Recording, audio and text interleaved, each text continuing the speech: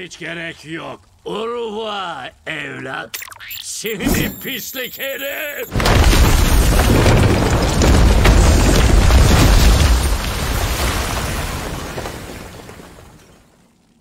Hepinize merhaba dostlarım, kanalımıza hoş geldiniz. Ben Emre ve bugün yepyeni bir Rick and Morty videosuyla karşınızdayım. Hatırlarsanız bundan birkaç gün önce Rick and Morty'nin 8. sezon 2. bölümü hakkında bir inceleme videosu yapmıştım. Bugün sosyal medyada biraz gezinirken yeni sezonun 3. bölümünün de geldiğini fark ettim ve bölümü hemen izleyip bugün de bu konu hakkında bir video yapmak istedim. Evet, bu videoda sizlerle birlikte Rick and Morty'nin 8. sezon 3. bölümünü hızlı bir şekilde inceleyeceğiz ve sonrasında bu bölümde gördüğümüz tüm gönderme ve referanslardan bahsedeceğiz. Ancak videomuza geçmeden önce like atmayı, kanalımıza abone olmayı ve bildirimler butonuna basmayı unutmayalım. Ayrıca bana ve kanalıma destek olmak adına videolarımıza hype puanı gönderebilirsiniz. Evet, eğer hazırsanız hemen videomuza geçelim. Hep olurdu. Hazır mısın?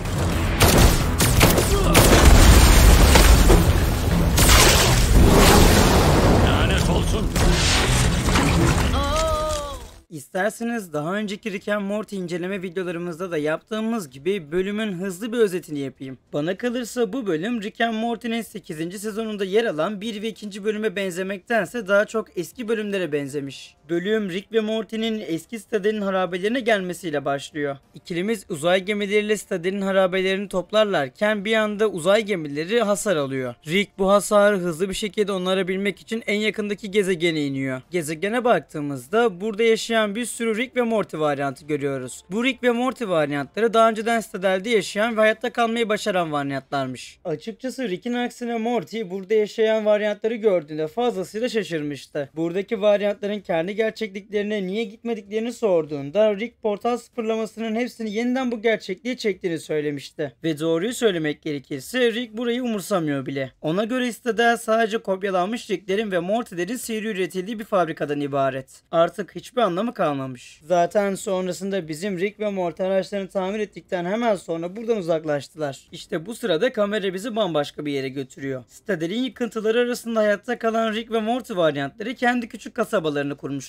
Ortam tam anlamıyla bir vahşi batı havasına bürünmüş. Ortamın havası adeta bir western filminin içindeymişiz gibi hissettiriyor. Ve burada her Rick ve Morty'nin kendi hayatı var. Bölüm içinde karşımıza Hillbilly Rick, Arcade Morty ve Dog Morty gibi birçok ilginç varyant çıkıyor. Her biri hayatta kalma mücadelesi verirken aynı zamanda kim olduklarını sorguluyorlar. Dediğim gibi bu varyantların hepsi aslında Evil Morty'nin yok ettiği Stadel'de yaşayan Morty ve Rick varyantlarıydı. Bu varyantların bir kısmı sezon finalinde ölürken bir kısmı ise hayatta kalmanın bir yolunu bulmuşlar ve buraya sığınmışlar. Kimse ayrılmasın, yerinizde kalın.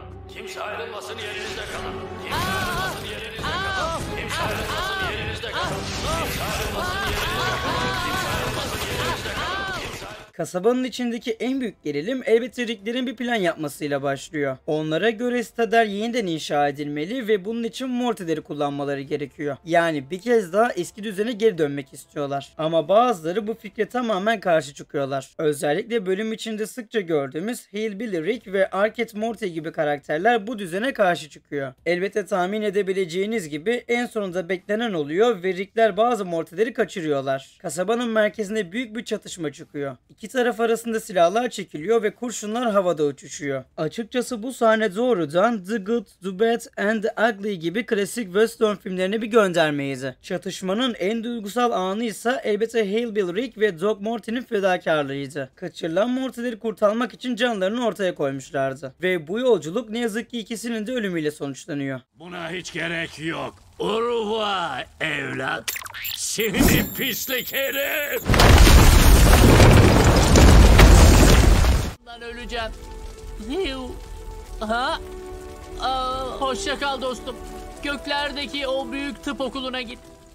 Özellikle bölüm içinde Arcade Morty'nin onların ardından yaptığı konuşma bölümün en duygusal anlarından biriydi. Bölümün sonunda bizim ekip kazanıyor ve kötü niyetli tüm Rick'leri yeniyorlar. Sonrasında kaçırılan tüm Morty'leri toplayıp onlara uygun olabileceklerini düşündükleri gezegenlere bırakıyorlar ve böylece tüm Morty'leri özgür bırakıyorlar. Tam her şey bitti derken bizim bildiğimiz Rick ve Morty yeniden çıka geliyorlar. Biz Rick ve Morty'nin buradaki olayları görüp geldiklerini düşünsek de elbette buraya gelme amaçları bambaşkaydı. Sonrasında öğreniyoruz bakıyoruz ki bizim ikili buraya Morty'nin oyuncak Fidget Spinner'ını, yani bölümün başında görmüş olduğumuz stres çarkını bulmak için gelmişler. Ve evet, tüm bu karmaşaya rağmen tek istedikleri şey küçük bir oyuncak.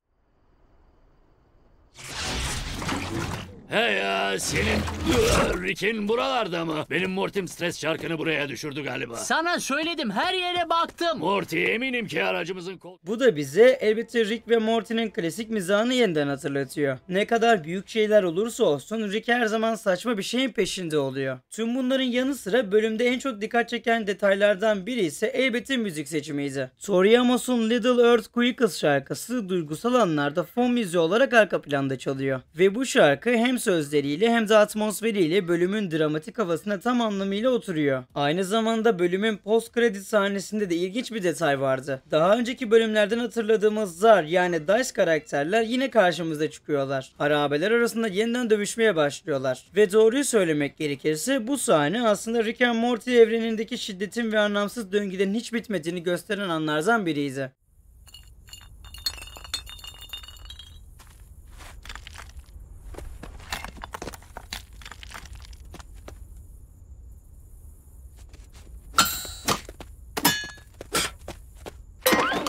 The Rick, The Mort, The Ugly bölümü, The Worst'ün hikayesinin Rick and Morty dünyasına nasıl mükemmel şekilde uyarlanabileceğinin bir kanıtıydı. Bölüm genel anlamda hem derin hem komik hem de duygusaldı. Klon toplumunun kimlik arayışı, geçmişe takılı kalanların trajedisi ve Rick'in her zamanki gibi umursamaz tavrı, hepsi bu bölümde ustaca işlenmişti. Ayrıca bölümün ismi 1966 yapımı klasik film The Good, The Bad and The Ugly filmine doğrudan bir gönderme içeriyordu. Tıpkı o filmdeki gibi bu bölümde de 3 farklı tarafın çatışmasını izledik. Aslında video içinde sizlere bölümde yer alan tüm popüler kültür referanslarından bahsettim, ancak hepsini toplayarak yeniden kısaca bir bahsetmek istiyorum. Demin de söylemiş olduğum gibi bölümün ismi ve teması direkt olarak The Good, The Bad, The Ugly filmine büyük bir gönderme içeriyordu. Hem bölümün ismi hem de bölümde alan hikayenin teması direkt olarak bu filmden referans alınmıştı. Aynı zamanda bölümün genel atmosferi direkt olarak Western kasabasının atmosferine benziyordu. Clint Eastwood filmlerine doğrudan bir saygı duruşu içeriyordu. Ayrıca bölüm içinde yer alan Tori Amos'un Little Earthquakes şarkısı duygusal atmosferin kilidini oluşturuyordu. Ve bölüm içinde belli başlı yerlerde bu şarkının kullanması da gerçekten çok iyiydi. Aynı zamanda bölüm sonunda görmüş olduğumuz post credits sahnesinde Dice karakterlerin dövüşü ise seri içinde gördüğümüz sonsuz şiddet döngüsüne absürt bir bakış açısı sunuyordu. Yani aslında seri kendi kendiyle dalga geçiyordu. Evet dostlarım, Rick and Morty'nin 8. sezon 3.